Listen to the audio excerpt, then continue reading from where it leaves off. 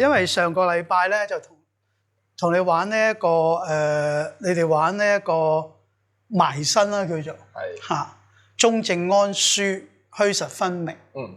咁你自己作為一個初學者，接觸呢一樣嘢，即係話個感受或者睇法各方面係點？係有啲擔心，但係都覺得有趣。咁有趣擔心就係因為即係唔係好慣咁近，因為你埋身啊嘛，埋身你真係要黐埋你先能夠做到嗰啲黏連黏除啊嗰啲嘢啦。咁你好我嚟講就好 naturally， 我就想保持一個距離嘅。咁但係上次咧就做咗一個試咗一次咧，就係我同阿 Luke 應該係啦，去到一個位啦，咁然後大家都唔知 next step 係點喎。咁你就話，因為我同佢有一個身位嘅距離啦，即係可能就咁樣嘅啫。咁樣嘅時候咧，根本就好難任何 action 都喐唔到啦。咁所以你就 point out 咗，其實埋身就真係要。可能即係成個身黐到好埋咁樣啦，係啦，可能你要扣住佢身體某一啲嘅地方咁樣咯。咁但係一來可能唔係好慣啦，即係大家都嘗試保持一個距離啦。即係都係嗰句咧，太近咧就即係伸一拳就死硬噶嘛。你遠啲，起碼你都有手踭位啦，係咪？同一時間就係因為呢個係一個自由嘅exercise 啦，咁有趣嘅位就係你唔會知對方佢會點樣 react 嘅，佢嘅力 naturally 可能你我哋打過去嘅時候，咁大家自然會有個 resistance 有個對抗啦。咁我哋上次你有講話呢個埋身咧，其實要靈活啦。我哋有中正安舒啦。咁但係當一拳伸埋過嚟你又有一個 objective 就係要令到佢歪嘅喎，咁所以咧你就好 naturally 咧就會用身體嘅力量啦，或者手臂啦 naturally 咁樣去同佢抗衡咁樣咯。咁我就會覺得，當你抗衡嘅時候，其實你會發現咧手嘅力係唔夠嘅，咁就可能就去到你後期就係話你要用你嘅腳嘅力啦，用靠啦，咁你先能夠試咗兩個對比，我就見到啦。即係就咁用手，大家都會用手，咁你可以玩嘢真係唔係好多。但係當你用身嘅時候咧，咁你會見到，我真係可以有個能力去整歪佢喎。如果仲係用手嘅話，佢根本風紋不動咁樣，咁就好難玩。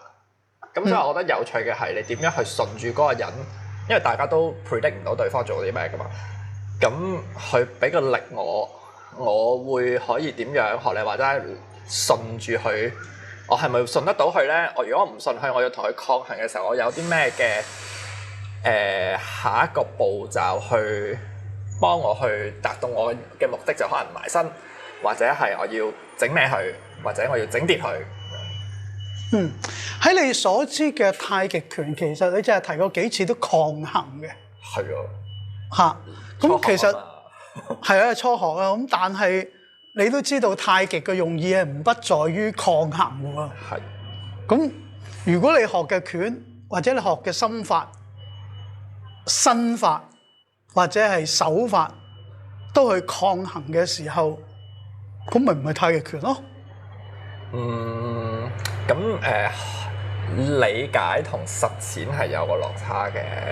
咁我而家抗衡都係似一個點講一個 reaction 嘅反應啦，咁太極係我覺得啦即係我哋練嗰啲拳，其實係去 prep 我哋你要好似對我嚟講啦，係有少少口訣嚟嘅，即係你要記得你要做某一啲嘅動作之前咧，你有冇記唔記得你自己要中正安舒啊，或者你扯中直啊，或者你嘅手唔可以太直，要有一個弧度，咁你先能夠令到力嘅力量走出嚟咯。係啦。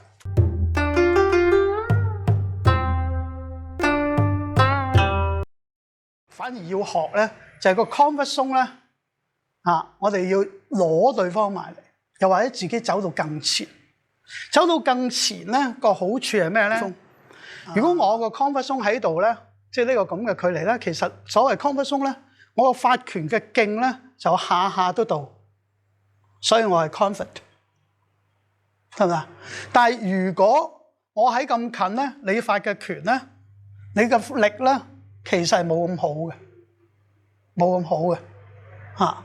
咁最 power 就當然啱啱好喺正呢啲位，但係如果越係近咧，對方打你嘅拳咧，要用力咧就難，冇咁好。不過當然有人專登練寸勁近距離嘅格鬥攻擊，咁就另外一回事。咁但係近距離嘅格鬥咧，都需要有一個少少嘅借力範圍，但係埋身咧就啱啱調翻轉貼到冚，貼到冚啊！貼到冚嘅時候，你要發動攻擊咧就有難。第二樣嘢貼到冚咧，我哋就可以處喺一個借力打力嘅狀態啦。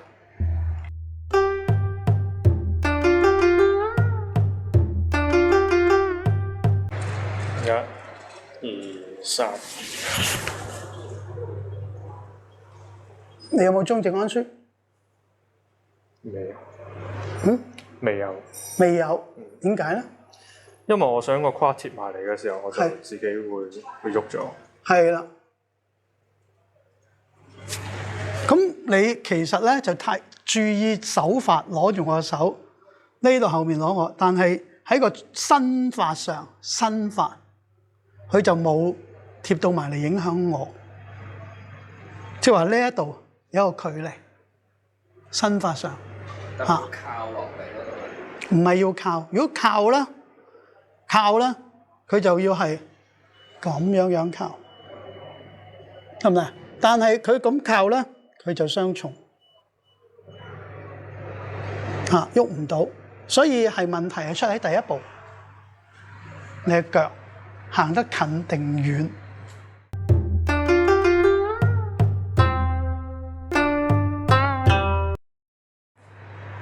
如果你行得遠咧，咁你個身咧就靠唔到，得唔得啊？即是話，譬如果我埋嚟啦，啊，你要留意喎。好啦，我1、2、3，你會見到我入係靠咗去隻腳行去呢邊，呢度擋住佢個踭，後面呢個弓腿，如果我一鬆落去，咁咪弓腿咯，嚇，咁呢個位得嘛？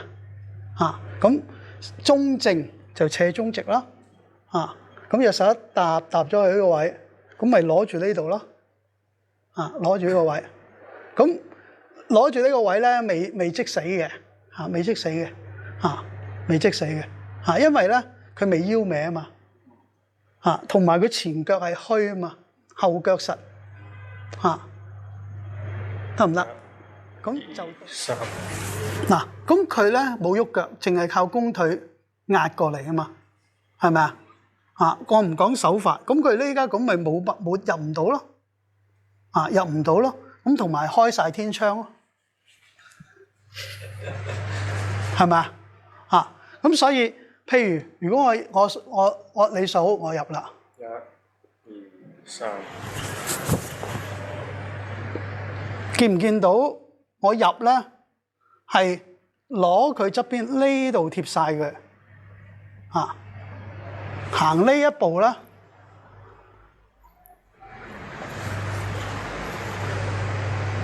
就係個手腳法同個身法嘅分別。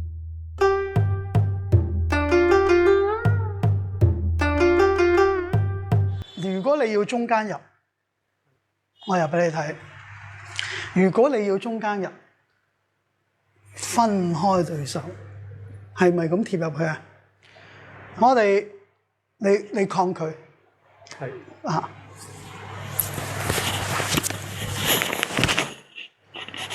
即係話中間入一係你兩邊分咗佢，好似過紅海咁分開晒佢；一係你就能夠一路過一路鬆住入。咁但係都唔理想嘅，邊入咧？我哋就係講啦，淨係講身法啊嘛，啊同埋步法啊嘛，步法帶身法。咁好啦，呢一個咧就會係一棚起轉係咪手法啊？咁樣入啦，咁咪側入啦。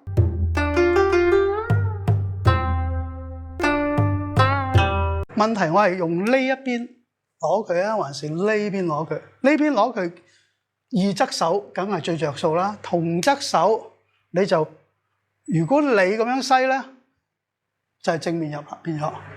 但係如果係一個咁樣篩咧，一去二側手就咁入啦，得唔得？呢個入嘅方法啫，淨係講。咁但係無論點入咧，你拍埋就要有所謂嘅中正安舒、虛實分明咁狀。所以翻返去大綱上面咧，拍入嚟中正安舒、虛實分明，同時又要輕靈活化拿。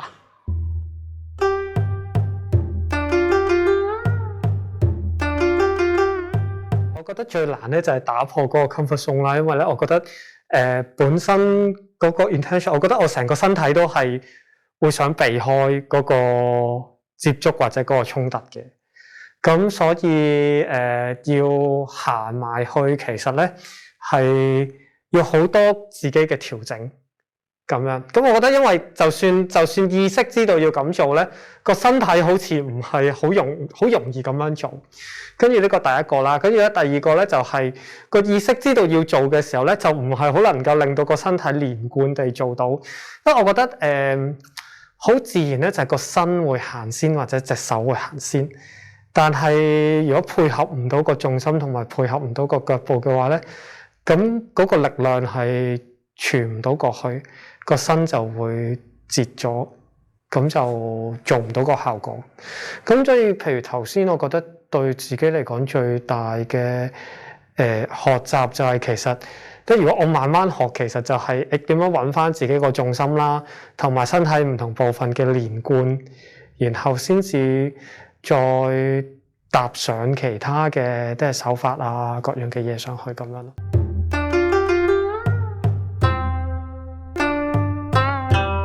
但係你能夠做到中正安舒虛實分明咧，就同你邊隻手對邊隻手，邊度對邊度好有關係，就係化同拿啦，輕同靈啦。咁你會點入？中正安舒入得嚟又要虛實分明。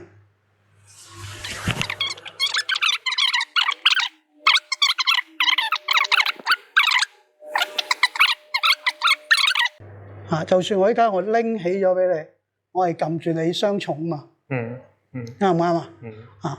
如果我咁，你就可以換腳啊。咁我撳住你雙重啊。咁你識唔識得移得到啊？好。唔係，因為咁樣樣咧，你嚟啊！你就話咁樣去咧，我就打你啦。你扶我坐正啊嘛。你扶我坐正啊嘛。